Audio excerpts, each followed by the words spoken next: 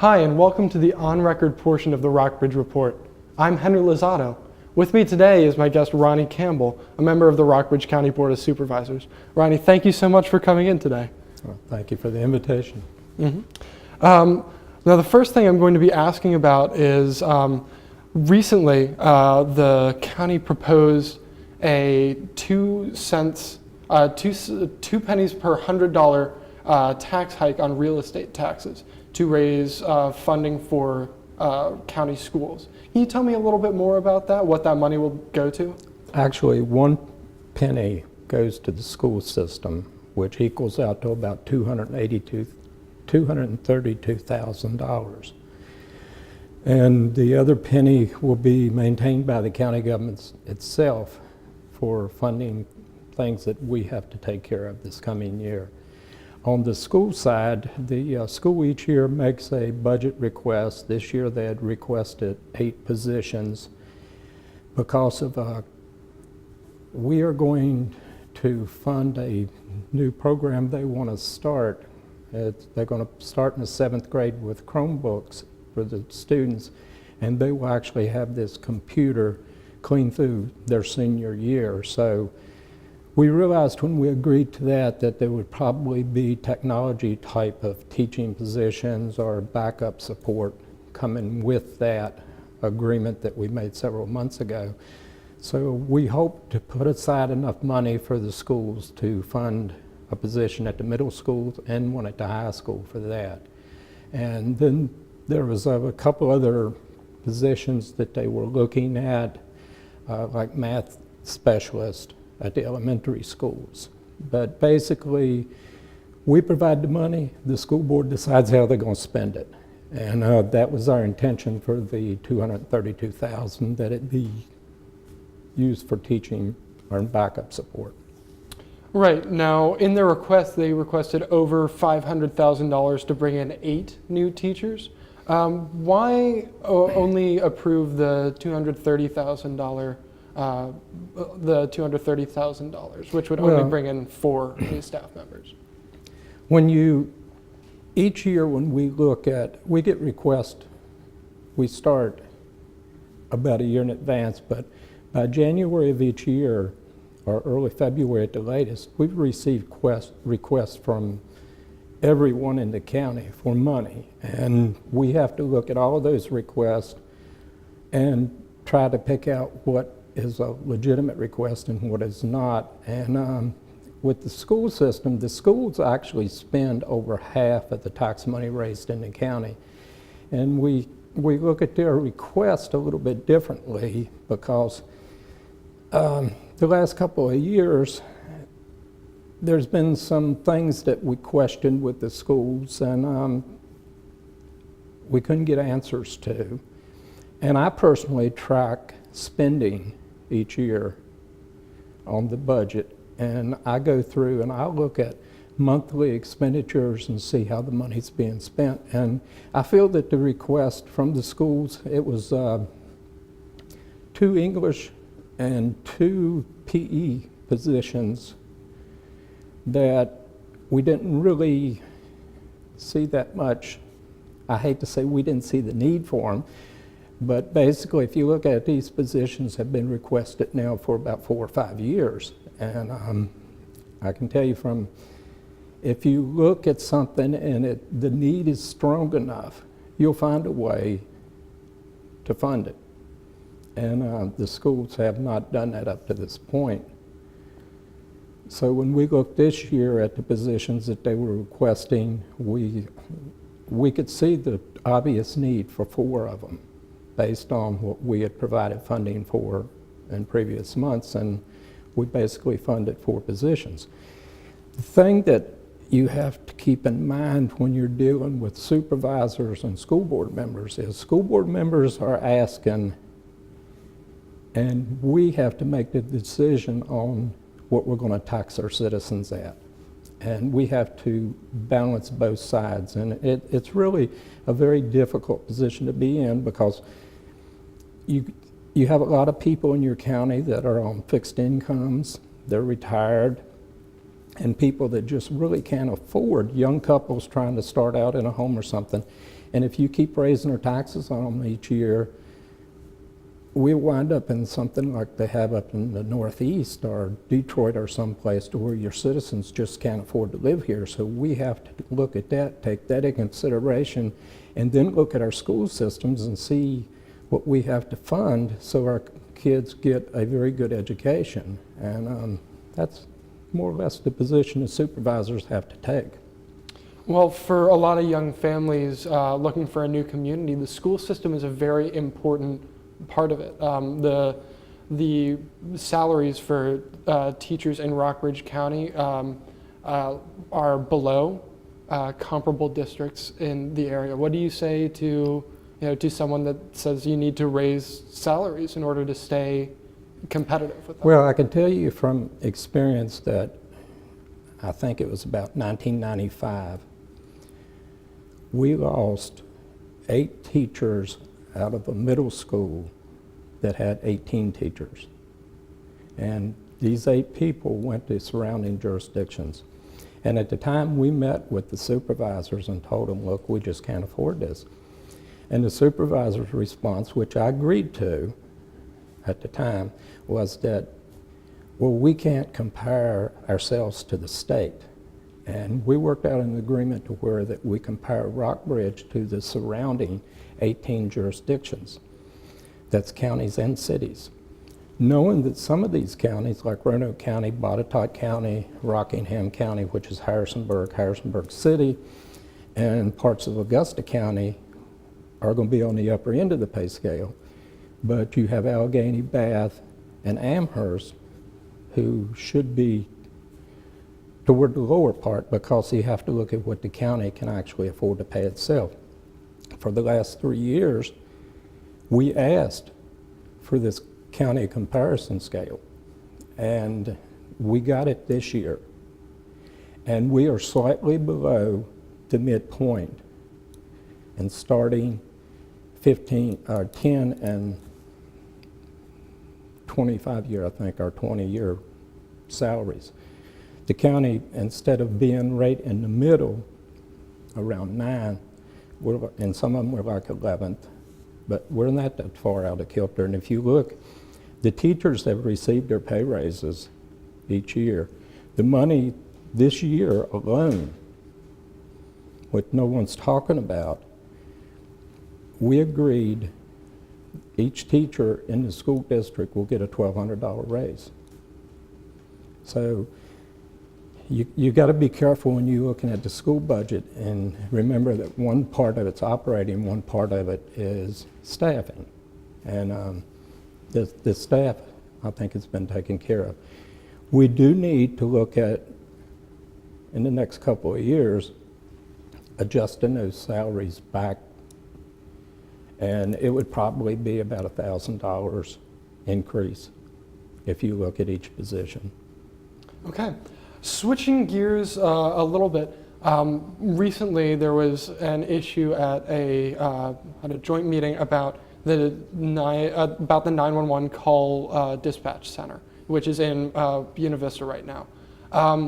The Board of Supervisors approved a plan to move it to a new building, which is an old funeral home. And there have been calls that said that that is not an appropriate place for the new building. What do you say to something like that? Well, the first thing is the 911 board voted to move it to the Lomax Funeral Home. But it goes back past that vote. The county, 5 years ago when I took office, the radio system upgrades was supposed to cost the county $25 million. That was the estimate. We've been working on it for 5 years. And we have it down to where it's going to cost us about $8 million. To date, the county has spent $1,496,000 on this radio upgrade. And one of the things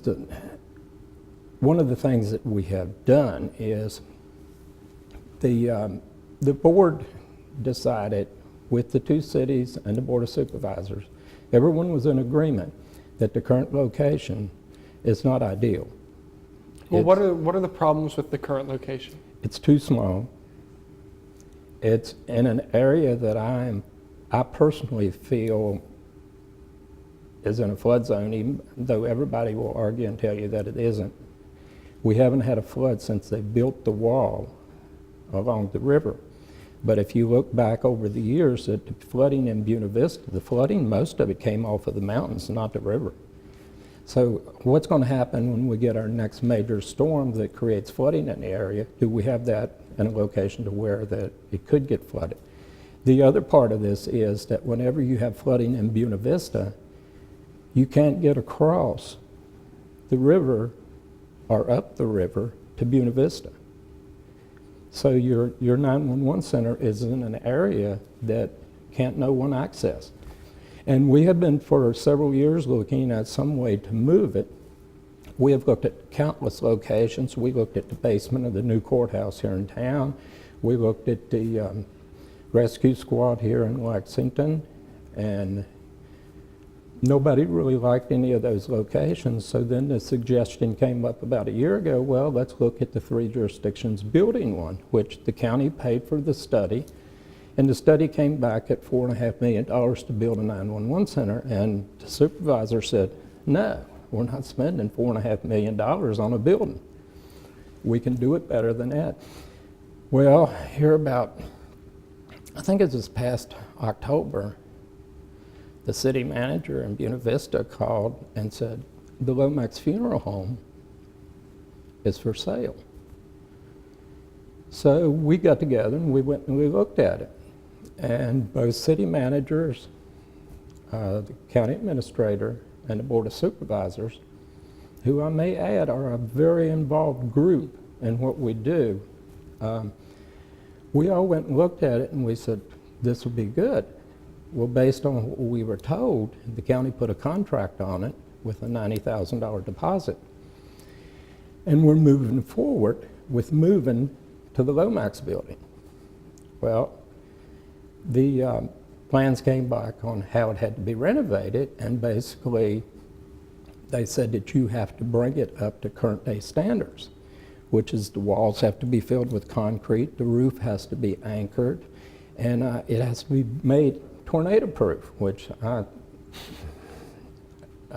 you can't make anything tornado proof because we don't have the control over that. But that's adding to the expense of what we've got to do to this building. So it came in, with the cost of the building, it came in at $1.9 million. And we didn't like the cost, but we said, if we do this, this building is large enough to where we can use half of it for an emergency services center if we have an emergency. We can use half of it for emergency services type of training and stuff like that, and the other part will be dedicated to the dispatch center. All of a sudden the two cities say, we're not going to spend this money. And the county says, okay, we'll sweeten the deal. The county will pay for the renovations and charge you 2% interest based over a 20-year period. For Buena Vista, it was like $18,000 and something a year, and I think Lexington was $19,000 and something a year. They looked at that and they said, no, we think you're moving too fast. We need to slow down. Well, we've been working on this for 5 years. I don't know how much slower you can get, but we said, okay, we guarantee you that this is all you have to pay. We looked at it again. We realized that the estimate did not include new furniture, did not include some new consoles for the dispatch center. And it bumped it up a little bit, and the county said, okay, we had promised y'all you would not pay more than this a year, and the way that we can keep that at that amount is to drop the interest rate to 1 cent over the 20-year period, and it actually brought their payments down. And they said, no, we're not going to do it. The county had bought the building. We paid for the study on building a new building. We're the only ones that have any money in this thing up to this point, and we have quite a bit of money in it. And I think we need to move forward. If you look at some of the things, other things with Buena Vista is, the building itself, the county helped pay for over the years. At 62%, I think, was the amount. That building has to have a communications pole put up outside of it for the new radio system. They don't have the property for it. They don't have enough room. The building can't be expanded. If you look at the Lomax Center, one of the things that we hadn't been talking about is, with the changes in technology, the changes in the 911 system that are coming in the state, we were looking at other jurisdictions that have already expressed an interest in putting their emergency backup system in that building. And that would allow Rockbridge County, with Lexington and Buena Vista, to put our backup system in another county. The thinking is that if you have a true disaster and it takes out everything in the county, hopefully the county close to you will not experience the same thing, so you will still have the ability to have police, fire, and rescue services dispatched from another county. And the county had been looking at that, and we were looking at what will we think the changes will be and what will we need over the next 20 to 30 years, a lot like we did with the landfill that we're in the process of building. So the Rockbridge News, the News Gazette recently published a letter to the editor by Patrick Ramey, who's on the Lexington City Council, where he said that part of the reasoning for moving the dispatch center out of the current building is some sort of anger at Buena Vista for unpaid debt prior. What would you say to accusations like that turn this into a personal political problem? Well, Mr. Ramey brought that up in the meeting the other night, and I think that if you back up and look over the years, sometimes it's hard for people to forget, especially when it involves money, when they feel they've been cheated or done wrong. And there was some agreements that weren't honored properly, and it was based on advice from the county, in this case the city attorney. And I personally have more problems with the attorney than I do the city, because I feel that his advice to them should have been structured a little differently. When you look at what has gone on in Buena Vista with the 911 center, I went and talked to 3 separate attorneys about what the county could get into if we went to Buena Vista and upgraded a building that basically an insurance company has control of now. Which building is that? That's the 911 center and police department. Why does an insurance company have control of it? Because it was used as collateral for the golf course, and they defaulted on the golf course, so it's been foreclosed on. Well, does that make it impossible to renovate that building and turn it into, a more modern call center? Well, if you look at the size of it, you can't expand it. Okay, that's the first thing. If you look at the cost of it and where it's located, we do not have a true cost like we do on the Lomax building, what it would cost to renovate that building in Buena Vista. Now, the Lomax building, we had architects come in there and designers come in there, and they gave us a true cost. If you go to Buena Vista and you have to bring that building up to the same standards that we had to bring Lomax up to, and the price, another thing is the price keeps changing. One day it's $125,000 to upgrade it. A couple of months ago it was $200,000. The price keeps bouncing around, but if they actually brought someone in and got an actual price to bring that building up to the standards that we were held to with Lomax, I don't think you'll see much difference in the two prices. But the final thing is, and this is what the attorneys that I talked to warned me about, the building in Buena Vista technically is not owned by Buena Vista. The insurance company has it. Now, what they're going to do with it, nobody knows for sure. According to an article in the paper here about a month ago, the insurance company had notified Buena Vista that they had to make their buildings ADA compliant. What does that mean, ADA compliant? The American Disabilities Act. Okay. So they had to bring these buildings up to be in compliance with the federal government. Now, if that is true, how much is that going to cost? And if the insurance company can tell them they've got to do that, these are all questions that you can't really get solid answers to. But if the insurance company can tell them they've got to do that, they have to do that, then you have to back up and you have to look at one of the things the attorneys warned me about that I spoke to about this issue, and that is they may not be able to foreclose on the building and kick you out, but they can charge rent. The rate will be left up to them. So, you know, it's, to me, if you look at taxpayer dollars and you look at the uncertainties that I have, and you look at the deal that we have offered everybody with Lomax, I think I could argue taxpayer money going into Lomax a whole lot quicker than I could argue into going into the current facility in Buena Vista. All right. Unfortunately, that's all we have time for. Mr. Campbell, thank you so much for coming out here. This has been the on-record portion of the Rockridge Report. I'm Henry Lozado. Thank you for watching.